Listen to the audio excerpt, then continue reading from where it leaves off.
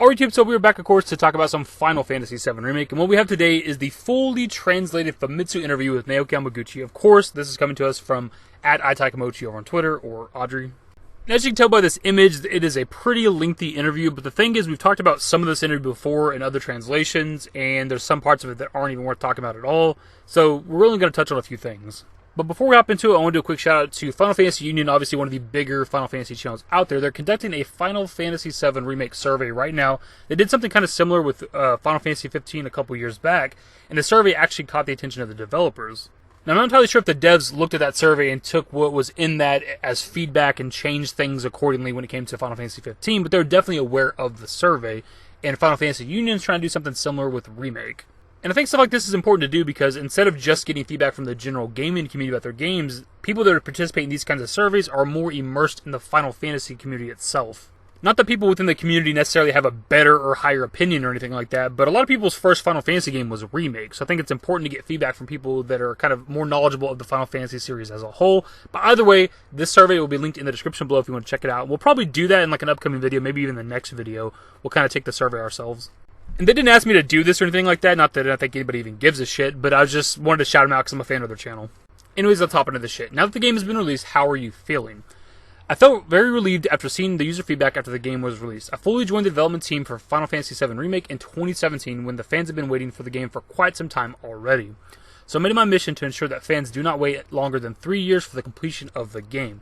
FF7 is a game that many people have come to love, so there was a real sense of responsibility to carry, but even so, the development team staff is composed of people who are extremely passionate about FF7, so we were able to enjoy making this game while progressing on its development. Now, I think this part is important to talk about is because 2017 would have been whenever Square Enix moved the development of Remake in-house and got rid of CyberConnect 2. Now, I don't believe we've ever had an answer, or probably ever will get an answer, on how much of what CyberConnect 2 did that they still use when it came to Remake, but obviously if you compare like trailers and stuff side by side, the game looks very different from what it used to back in 2015. But since they got rid of CyberConnect 2, the game looks very, very different from what it used to, and the fact that it still took them another 3 years before the game ever actually released, we can assume they didn't use a whole lot of what CyberConnect 2 did. Maybe some assets, but not a whole lot. And why it's important to talk about is because whenever Hamaguchi fully joined the development team for Remake, he made his mission to not make the game take any longer than another 3 years.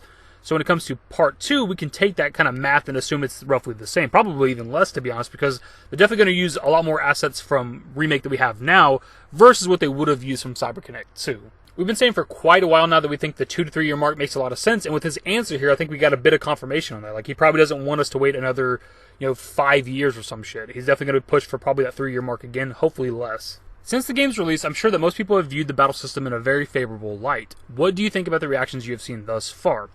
We feel that we have delivered the exact type of battle experience that users can accept. I think this is thanks to the way we were able to create a system that not only reimagines the ATB battle system in real-time form, but we also pay homage to the command RPG style, which leaves a sense of nostalgia while giving a fresh new experience to the battle style. I'm sure there are a lot of people who are interested in what kind of battle system we have in store for the next installment too. We'd like the battle system to be even more customizable with more action and command strategies that users can curate into their own playing style, giving an even newer experience, so please look forward to that. Now, why I want to talk about this part is because, to the best of my knowledge, this would be the first confirmation that we have that the next game, Part 2, is going to have a different battle system, because that's what he's talking about here. People are wondering what the next game's battle system is going to be. He wants to make it more customizable. People have been talking about this and speculating about this for quite a while now. We've seen it in the past with the series, Final Fantasy X, 10-2 have different battle systems. I believe the 13 trilogy also has different battle systems. I've only ever played the first one, so I can't vouch for Part 2 and 3. So it wouldn't be surprising at all to see a direct sequel to a Final Fantasy game having a different combat system, a different battle system. Hopefully, if they do that, which it seems like they will, it's similar to Remake Part 1, just new stuff, new additions, maybe slightly altered, but I was pretty satisfied with the way the combat worked in Remake. I'm honestly not very good at when it comes to the Remake combat. I'm pretty terrible. I got destroyed when I tried to play some hard mode, but I was still pretty satisfied. It seems that the low cap at 50 has some limitations in regards to your status attributes and range, and since various weapons have their own strengths, it seems like you put thought into balancing out battles. In regular RPGs, characters grow and their weapons become stronger, but it feels like this was done in moderation. Was this balance something that the development team had planned from the beginning? When we were stuck on how to create the battle system, we made changes to optimize the balance of the battle system. We wanted a balance that also incorporated the original FF7's customizable options with Materia, and Battle Director Endo, whatever, also had the same thoughts. However, if we allow players to get as many materia as they would like, then they would technically give the same set of materia to each character, which would defeat the purpose of giving each character their own unique abilities. Thus, we decided to put limits on the amount of attributes you can have. More so than putting the moderation on gaining strength, we wanted players to have fun with the strategies that they could incorporate by using different materia or weapons. If you were to redo a battle, you could try other ways of setting up your weapons and materia to create a stress-free battle. I thought that was an important function to have. So part of why I want to talk about this is because I've seen people since release complain about the limited amount of materia in the game. Most materia you can find multiple of and buy as much as you want, but when it comes to stuff like Elemental, for example, I think you only find 2 of those in-game. Stuff like Magnify, I believe you only find 1 of those in-game, and people were wondering why that was or complaining about it. Or the fact that once you master materia, you didn't get like another copy of it at level 1, similar to how it worked in the original game. But I think it makes a lot of sense. You know, there's certain materia that is just better than others when it comes to Remake. And if you could have as much of all the materia as you wanted, you'd probably just have all the same material on everybody.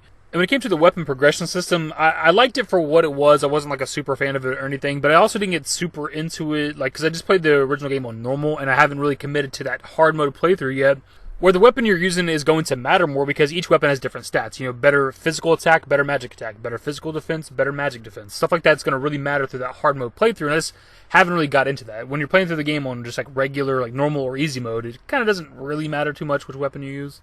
Did you have any ideas or wishes that you were entertained by yourself that was then made a reality in this game? It's not something I was entertaining for a while, but having an automatic weapon growth system was something that I focused on before working on FF7R, since I was on the development team for Moby's Final Fantasy game, which left a strong impression on me. Since the smartphone game operates in a way that you can return to it on a daily basis, lots of things are automated as much as possible to create a smooth experience. There's also a card synthesis system within the game that allows for an automated way to synthesize your cards, so that was a point that I thought would be nice to have in FF7R, where weapons could automatically level up as well. I'm always thinking about the consumer side when developing games, and being able to see customer reaction in real time, such as when I was developing smartphone games, gave me an environment to try out a lot of ideas I had. I think that was a great experience for me. So I was kind of confused by this. I'm not sure if he's talking about actually wanting to implement something like this for a remake game. And I don't even know how it'd work. Because like when it comes to mobile games, there's usually like some sort of a stamina system or whatever. You come back the next day when your stamina is refreshed and you can do some more attacks and whatever the case. Or something like Clash of Clans, which is a game that I still play to this day. Like those kind of defense-based games, like you upgrade stuff and it takes a set amount of time. Hours, days, whatever. So again, I'm not even sure if he's actually wanting to implement something like this into the remake games and how it would even work. Like, what do you do? Like, I want to level up my Buster Sword, so I put so much gil into it, or maybe materials that you collect in the game. And then what do? Do I come back the next day, 24 hours later, and my Buster Sword is 1 level stronger? Like, how would that even work? It's kind of an interesting idea. I'm not against it. It's just kind of strange for a console game. It'd be interesting to see, though. That being said, going back to the weapon progression in Remake, I actually liked it a lot. I liked the idea and the prospect of, not like your standard RPG where you go to the next area or town and just buy the better sword, the better set of armor. Like, you could use any weapon you wanted to with any character and level it up. Like, every weapon is viable in Remake. You can use the Buster Sword, which is the starting weapon for Cloud, throughout the entire game if you wanted to. It can still be a very strong weapon by the end of the game. So hopefully when it comes to Remake Part 2 and the other game or games past it, it's a similar system, obviously expanded, more options, more customizable things, but something kind of similar. Or maybe something entirely different, but that is also better. But anyways, my dudes, that is pretty much the video. Even though we cut this interview down by a lot, some of it, again, wasn't worth reading, some of it we already read before, this still ended up being a relatively long video. We only looked at like 4 things. But it had some interesting info, especially in regards to Part 2. We have kind of a release window type of things, you know, somewhere under the 3-year mark. We have pretty much confirmation that the next game is going to have a new battle system. An explanation as to why some materia in Remake was limited, and also this like prospect of weapons potentially automatically upgrading. It may have just been an idea that he doesn't even plan to put into a game, but it's still interesting. But of course, I want to pass it off to you guys. What are your thoughts on everything that we talked about in this video? Also, be sure to go down in the description, click on that link, and go check out that survey from Final Fantasy Union. Hopefully you guys enjoyed the video. If you did, give it a thumbs up, subscribe to the channel if you guys are new, we'll stay updated with more Final Fantasy VII Remake content. Turn on my notifications.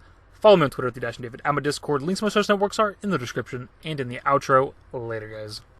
Used to care what people thought, but now I care more, and nobody out here's got it figured out. So therefore, I've lost all hope of a happy ending, depending on whether or not it's worth it. So insecure, no one's perfect. We spend it with no shame. We blow that like Coltrane. We in here like Low Gain or leave it like Cobain.